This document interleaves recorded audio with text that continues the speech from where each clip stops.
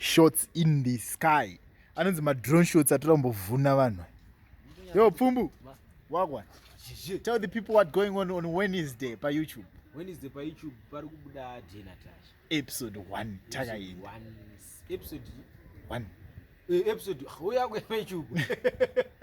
Right, zvemara zvakuya komana. Zvemara zvauya. Cheketedza data. Ende varikuziya Jedza. Wagwan. Kudzi. Wagwan. Wambi Murambi, eh? Talk about dear Natasha. Eh? Scala. Boyo.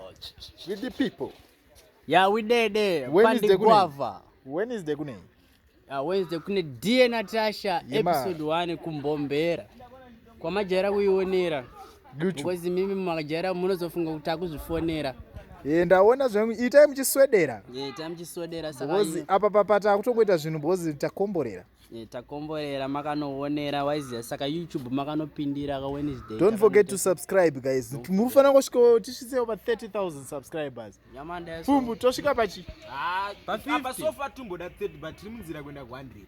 Yeah man. Tinoda checha kanzi YouTube chesilver. Yeah man. Checha tikuchida checha toita party mu Rainbow Hotel mu HICC. Mwana wese mahara.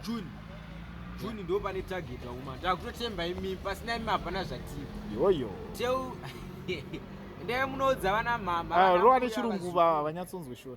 Alright.